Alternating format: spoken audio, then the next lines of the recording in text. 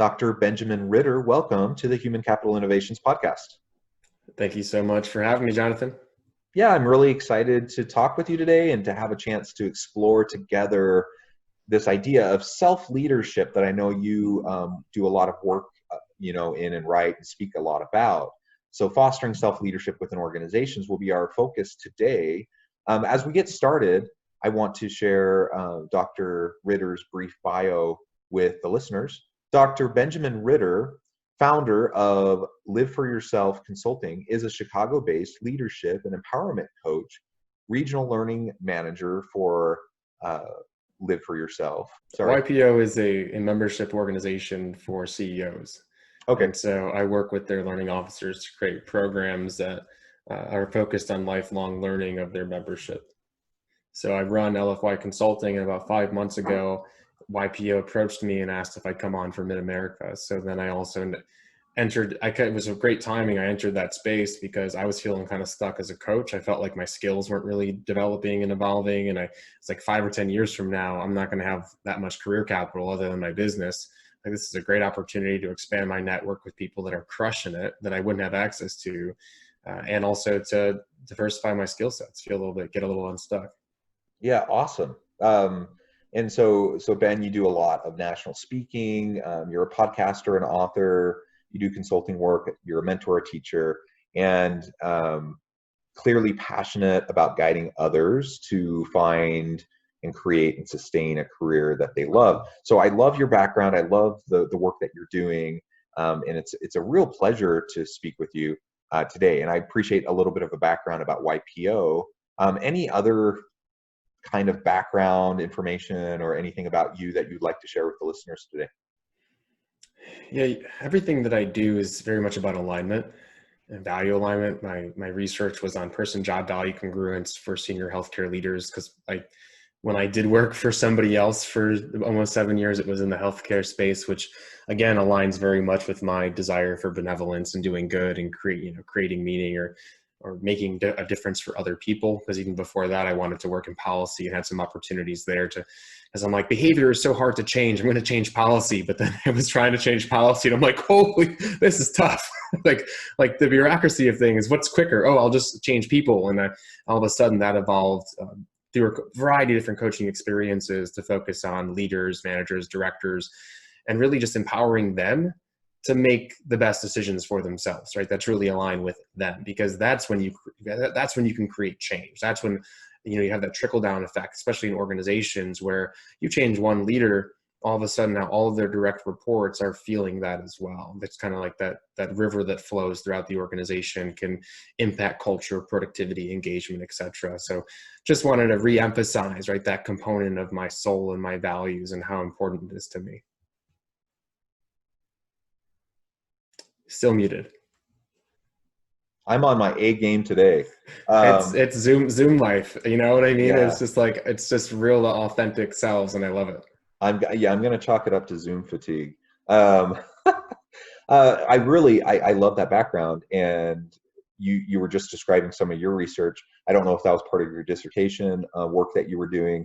I've done similar research along the lines of person, job, person, organization fit, value congruence, and some of those types of topics. And it's really fascinating. It's really important work. I'm curious, just because we're both, we've done the academic and research thing. What's your doctorate in? Organizational leadership. It's a doctorate of education. Excellent. And it was actually funny. So this all started, do you mind if I give a little backstory? Not at all. Okay, so I was walking to work. I was an executive in healthcare. It was a wonderful, wonderful position to the point where I could walk to work. And at that time too, I was selected for 16 months of leadership training for like this first cohort throughout our system. So I had my own personal coach too, which actually highlighted the fact that you could be a coach, which I was like, what? You can be a coach in a professional space? Because I had throughout the years, been a side hustling coach in different areas. I had a passion for personal and professional development for my own journey and my own growth, but never really thought of it as like something that it could be a full-time career. And so I was walking into work one day feeling underutilized because I didn't have much leadership or direction, as well as the work I was doing wasn't the best fit. It wasn't aligned. It was work that I was doing because I needed a job. And feeling stuck, feeling resentful towards my coworkers because I was pulling back because I didn't feel like I was in the right place to work, not feeling like the actual job was meaningful in itself, because I still had this idea that work had to give you meaning instead of you had to create meaning. And I'm walking in, and it's like a 15-minute walk. I'm dreading going up to the office again, wondering what else I'm going to work on that's not work. And I look up and I do this thing where I look at people's eyes. I just have this weird thing where like I can't not walk past someone and not look at them. And I just kept noticing, like, maybe I was projecting, but I kept noticing the same feeling on every single person that I walked past. And I just got this overwhelming like sense of dread. And I was just like, this is the professional world that we live in, where people are literally like, the worst part of their day is thinking about having to go into work, and the best part of their day is maybe going home. Like this is not my life. This is not what I want for myself. It's not what I taught myself. It's not who I taught myself to be. So I stopped, I reflected, and I figured out where I wanted to go, right? I looked at my skill sets. So I was like, okay, I've been training myself, my own self, as a coach for a while. I have a passion for it. I have a passion for personal and professional development. I have a passion, I have values for benevolence and freedom and health and openness. And I just tried to figure out where I wanted to end up. And that hard look, that hard reflection then was like, showed to me that I needed to go into professional development, show that I wanted to work with individuals. And that led to me figuring out 3 different paths: either work for my organization in that space, like job craft. And I went down that path initially because it was, to me, the least resistant. But then that actually started to work out, but then we got acquired. So everyone I was working with lost their jobs. So that didn't work out very well.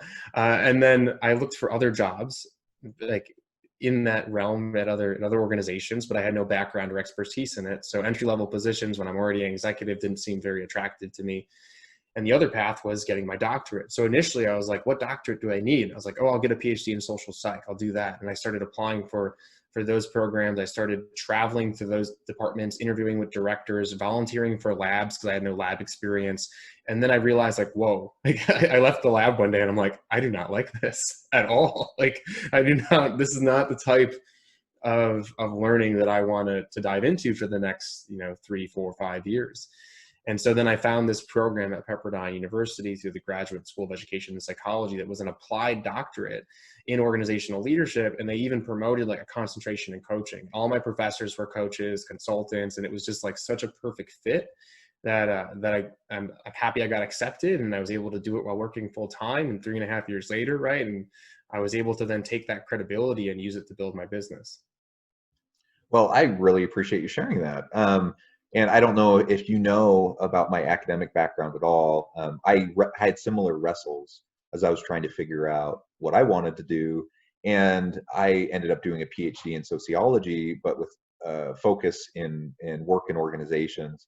And anyways, I ended up, I do the professorial thing, and I do consulting on the side.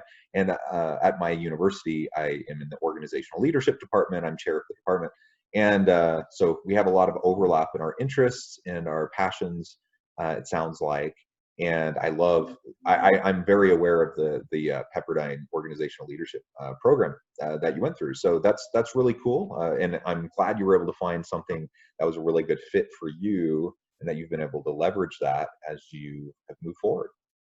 Yeah, it was funny because I've done 2 other graduate degree programs before this. I had an MBA in entrepreneurial management and an MPH in health policy administration. And those programs were like, I just wanted to get done as quick as possible, get my degree, get out the door, get into the working world.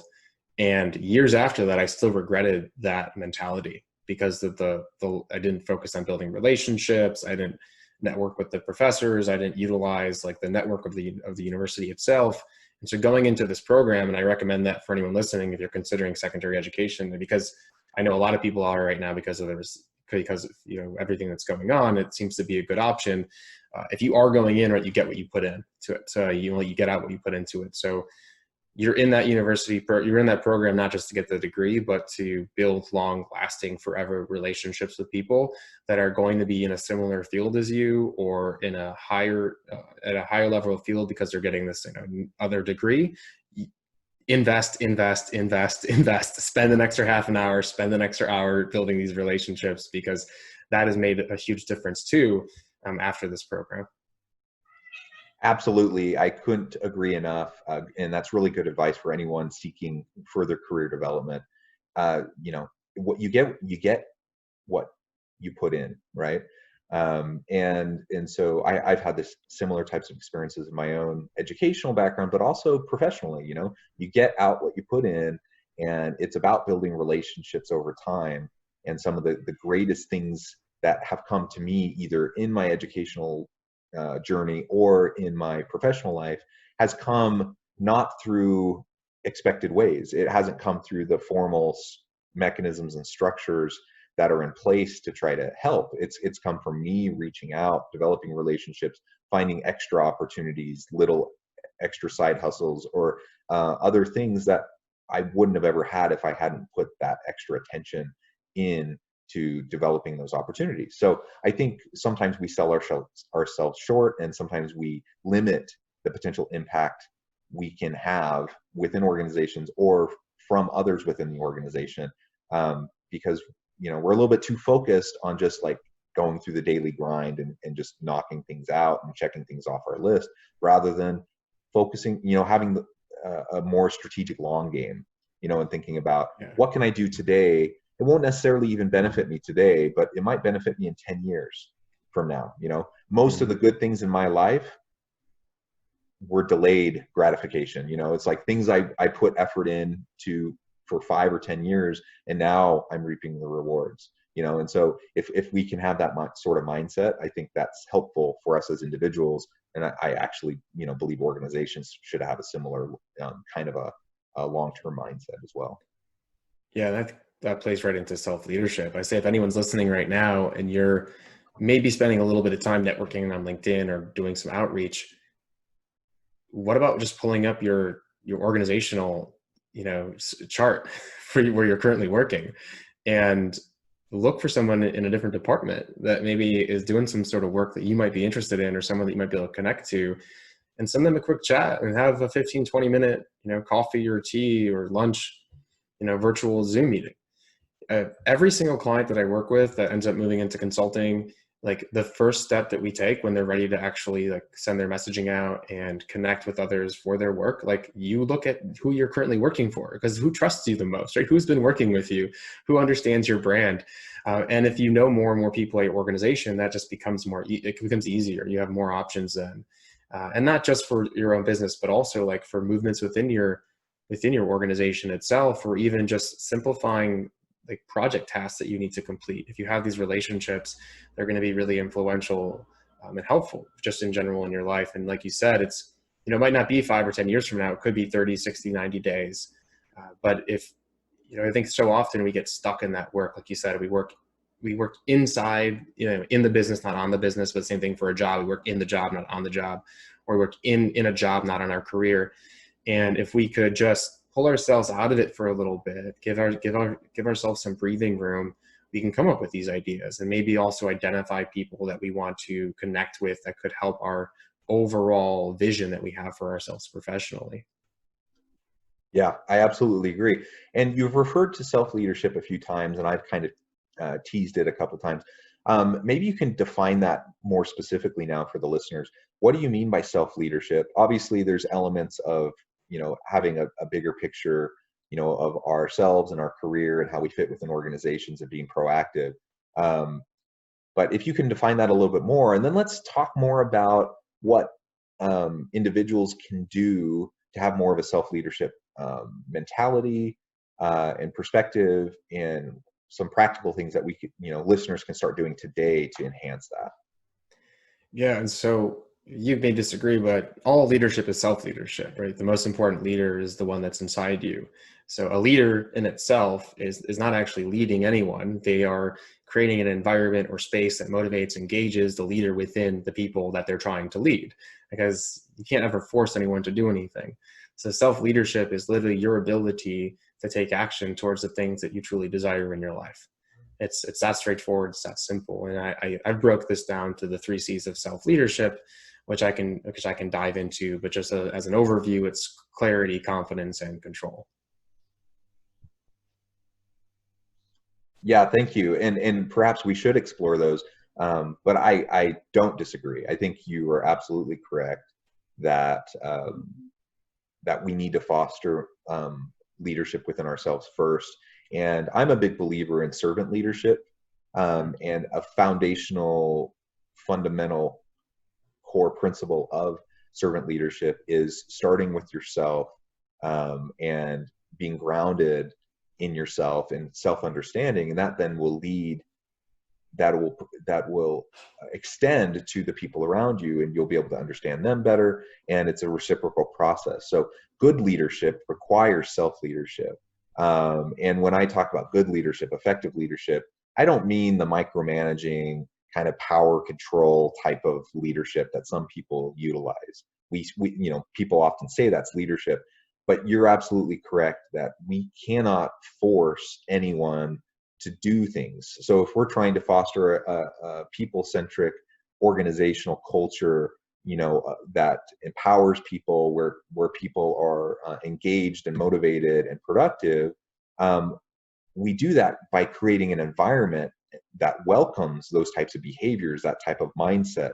And we try to take away barriers and mechanisms and policies, practices, procedures within the organization that will inhibit that kind of a culture and that kind of an approach. We don't accomplish anything in organizations without creating that context for people to perform. I can't force, as a manager, as a leader, I can't force anyone to do anything. I can use threats, I can use fear-based tactics, and that might get compliance in the short term, but that's not going to create long-term kind of sustainable success for anybody. And you'll burn through your people. People won't want to work in that environment, so they'll leave, or they will mentally check out, kind of they'll balance the scales, they'll do the bare minimum for self-preservation, and you won't actually get good outcomes from your people. So self-leadership is absolutely core and fundamental to what it means to be a successful and effective leader, where really truly we're just empowering, we're just creating an environment where other people can be successful. Yeah, and hopefully I'm not avoiding the descriptions of self-leadership too long, but I think it's important to dive into this idea of creating an environment that motivates. As I think so often, especially when I lead workshops with senior leadership, we spend a lot of time initially just understanding what motivation is and what is their role as a leader. And too often they think that they are responsible for the feelings and actions of their direct reports, the associates. And it's like, no, you don't. That doesn't, you actually are not responsible for their actual actions. And if you tie their actual actions or feelings to your ability as a leader, you have the potential then of just holding yourself accountable for disappointment and failure. And so now all of a sudden it's like, when you blame yourself for not achieving something you don't have full control over. So you're not tied to the right key indicator of success, like the real metrics. And the real metrics are, did you foster an environment, and do you understand your employees to be able to foster that environment that leads them or creates for them the best environment possible to then create like the actions that you desire or have the levels of motivation that you desire. And so then you're not holding yourself responsible for a bad day that they have, or maybe something's going on at home and you don't really know about it, but their actions are then being influenced by that. No, you're responsible for, do they have the resources they need? Are you engaging them in a way that builds trust, and where you're actually allowing them to share their emotions, feelings, thoughts? Are you crafting their work to be more related to what they love and what they enjoy? And are you giving them recognition for the work that they don't truly enjoy, but they still have to do, And are you highlighting the meaning that you feel that's behind, like, that you have for the work the organization's creating? And are you pulling out what they feel is meaningful about the work that they're doing? And so it's like, these are the things that we have control over as leaders, which I think it's so important to mention, because too often I work with leadership that hold themselves accountable for like a disgruntled employee or a disgruntled customer, and then their whole week is ruined, or they all of a sudden now don't have the levels of confidence that they used to have as a leader, and so now they're like not looking for professional growth because they think they need to still work on themselves more and more. And it's like they then start losing trust in themselves because they're gauging their ability to lead based on like false metrics. Yeah, that's really interesting. And of course, we as leaders, we hold responsibility for the ultimate success of the organization. But what you're describing is focusing on really what we have control over, right? Like there, we can run ourselves ragged trying to assert ourselves to control people and behaviors. But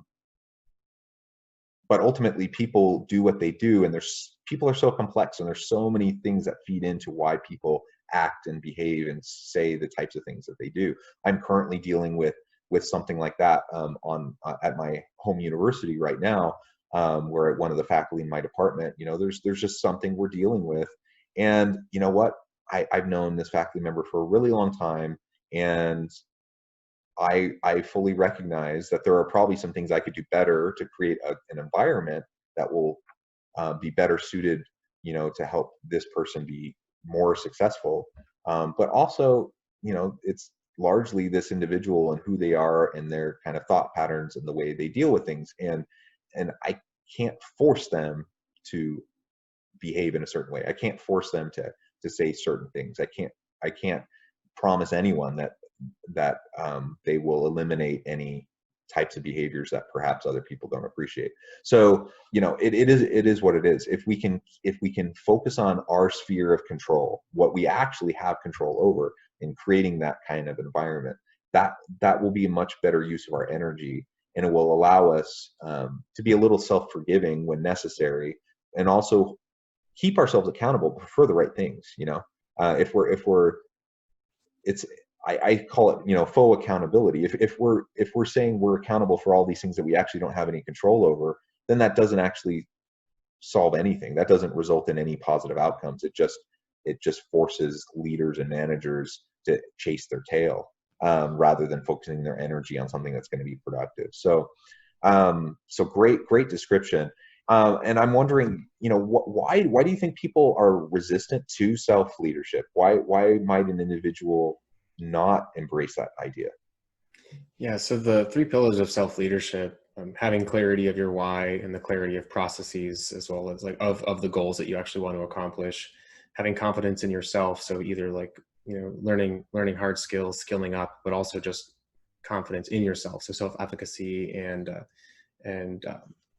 self-esteem.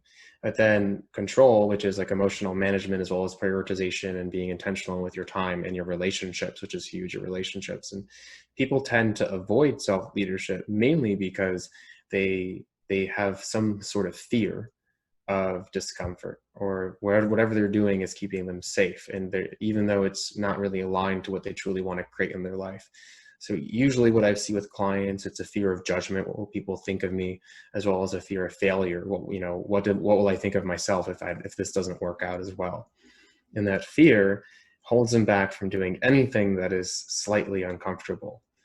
And so we spend a lot of time initially. And so a lot of times people wonder, well, why aren't we attacking that fear first and looking at confidence first? And I'm like, well, you can't actually have confidence until you have clarity in the things that you care about, what's underlying, your desire to start taking action towards this thing, and then breaking that down into bite-sized pieces so you know how to actually take action. And when we have a clear sense of purpose and a vision and an understanding of who we are, the risk and the fear of judgment decreases, because we then also understand this person doesn't know us. They don't have that. They haven't done the work to understand us. And I know who I am so clearly and so definitively that now I have no risk of someone judging me. I have no risk of judging myself because of this level of clarity. So that in itself feeds into confidence, and then ultimately into taking action and such. Yeah, excellent. Well, Benjamin, it has really been a pleasure talking with you today. The time has flown by way too quickly, and we're about out of time. And you know what? I really hope that maybe I can have you back on so we can explore things more thoroughly and continue the discussion. But before we part today, I want to give you a chance to share with the listeners how they can reach out to you, get connected, and perhaps look, for ways to work with you in the future. Yeah, I appreciate that. And I looked at the time and I was like, how are we done already? So I hope we schedule some time to chat again. This has been wonderful. And by the way, when you have this clarity of purpose and we both have very, I think, overlapping values, like time does fly and you can build relationships really easily and have great conversations. So if anyone wants to have a conversation with me, please reach out to me on LinkedIn. I'm super responsive, Dr. Benjamin Ritter. You can also find out more about my work at liveforyourselfconsulting.com. That's just how it spells, liveforyourselfconsulting.com. There's a free ebook on creating a career you love and a few other things, a few other free resources that are up there. But ultimately, just reach out, connect with me on LinkedIn, and let's have a conversation. Excellent. Thank you, Dr. Ritter. It has truly been a pleasure talking with you. I do want you back on the podcast, so we'll schedule that. We'll continue the discussion. But I hope listeners will reach out to Ben, get connected, find opportunities to collaborate and to work together, because Dr. Ritter has a lot of excellent expertise that he brings to the table to help you be a more effective self-leader and thereby a more effective leader of others. Thanks everyone for joining us today. I hope everyone stays healthy and safe. Have a wonderful week. I hope everyone can find continual meaning and purpose at work. Thank you.